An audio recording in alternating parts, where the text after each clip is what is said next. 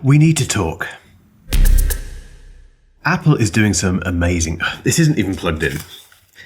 It was a silly little skit, who cares? Apple is doing some incredible stuff at the moment. In fact, they always have done amazing things. They've done stuff like this. And whatever you think about Vision Pro, it is their take on the future of computing. It's incredibly advanced. It's stunning. It's amazing, etc. We have the most powerful MacBooks we've ever had, and they are just overwhelmingly quick. The same thing with the iPad. The iPad Pro is biblically fast and almost too fast. Then we have things like the Apple Watch Ultra, we have the AirPods Max 2, we have the AirPods Pro 3. There's all these very expensive and very impressive things that Apple makes. However, there's a tier below that, and I think we've got into a situation now with Apple where finally that entry-level tier is practically unavoidable when it comes to choosing what you want from Apple. I think one of these 5 products I'm going to show you will be for you, and it may be that all of them are for you. The iPhone 16e, the iPhone 17e, the AirPods 4, the entry-level iPad,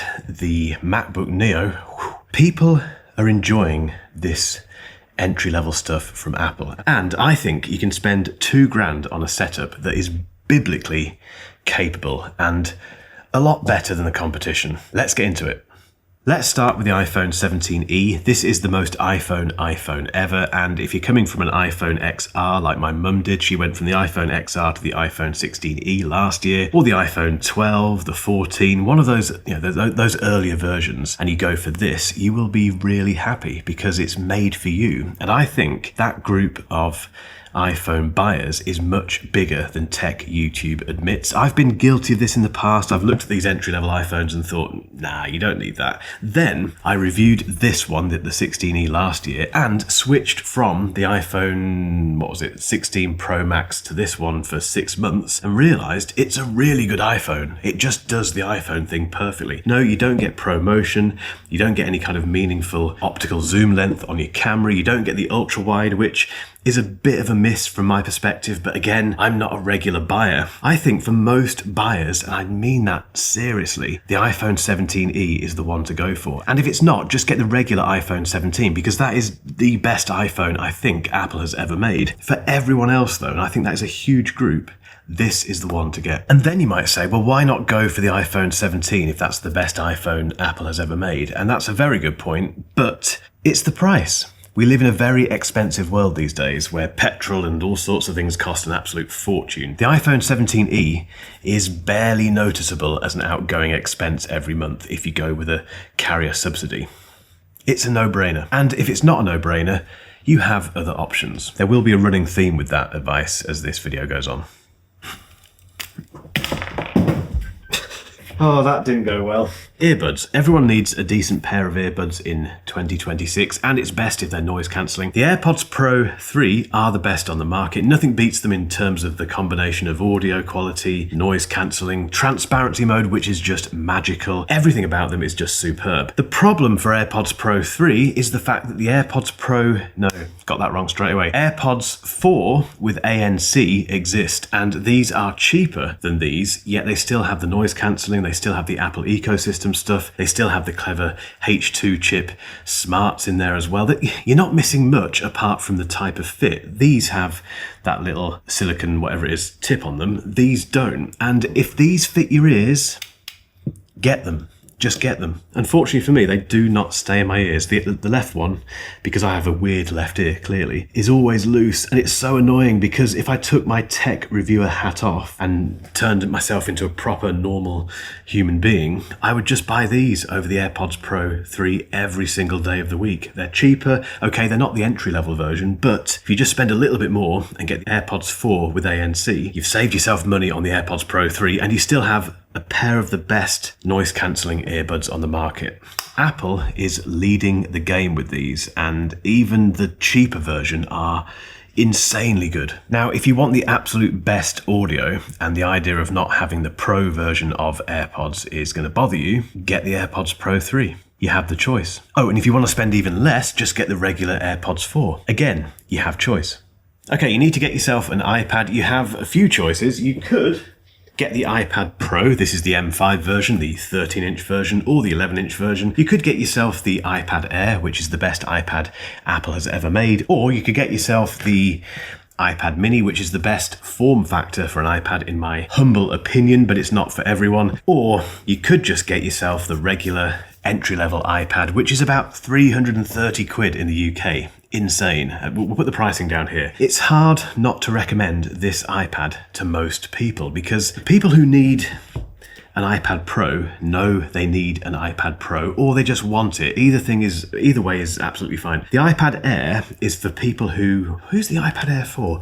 It's for people who don't want the entry level, but they don't want to spend too much money on the iPad Pro, and they have no interest whatsoever in the iPad Mini. You know if that's you, and that's quite a big middle ground, to be fair. However, if you're looking to save money and you've bought yourself the AirPods 4 with ANC, you've got yourself an iPhone 16e, and you might have got yourself something else, which I'll come on to in a second, then this doesn't add much to your budget, does it? And it does everything the other iPads do. It just doesn't have ProMotion. It's not compatible with the Apple Pencil Pro. What else? It's a few other things that you just won't care. Oh, it hasn't got an M chip, but then who cares? From your perspective, that doesn't matter because you don't know what the M chip is, and you won't notice it in everyday life because you're going to use your iPad for surfing the web and sending emails and watching Netflix. Just get this. The other thing that you need to get is a Paperlike, which is this week's sponsor, and it basically turns your iPad screen into a surface which feels like paper, hence the name. It also protects that very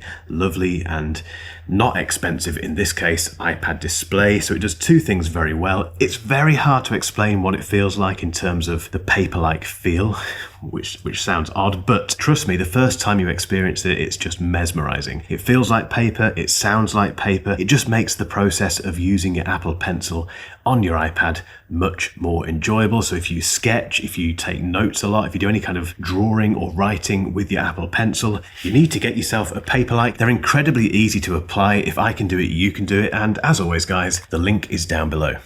Next up, you need a MacBook. And again, you have some options here. You could, for instance, if you've got the budget for it, you could get yourself an M5 Max 16-inch MacBook Pro, which costs about $6,000 if you completely spec it out, and you could run NASA with this thing. It's just ridiculously powerful.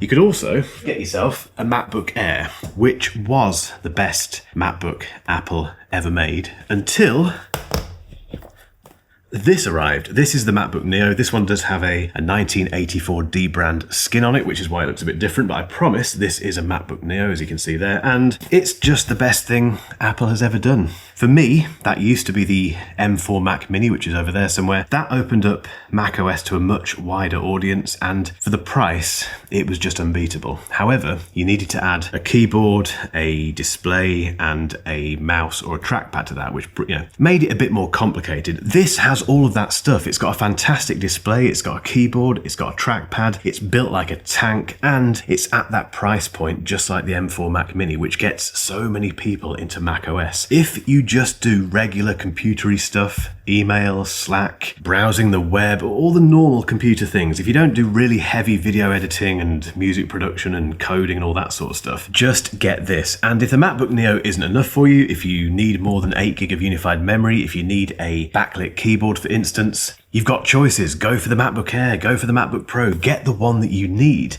However, the fact that this exists is the best news ever, because this is for an awful lot of people, more than you think. You've bought the iPhone 17e, you've picked up a pair of AirPods 4 with ANC, you've gone for the entry-level iPad because it made sense, and you're officially the happiest person in the universe because you have a MacBook Neo. However, you still want an Apple Watch, and just get the Apple Watch SE. It's the easiest recommendation out of all of these because it just does the job really well, and it doesn't cost very much. So you've still spent less than $2,000, and you've got a brilliant Apple setup. Which brings me to my inevitable conclusion. Whether you're coming into the Apple ecosystem for the first time or you just need to buy some new Apple gear to add to your existing setup, there's never been a better time to go for the entry-level stuff. And equally, Apple isn't forcing you into any of this stuff. If the MacBook Neo isn't quite enough, or if the iPhone 17e feels a bit restrictive, you have other options. Apple has nailed this stuff, in my humble opinion. But now it's over to you. Get involved down below. If you haven't hit that subscribe button, you know what to do. And, well, I'll see you down there.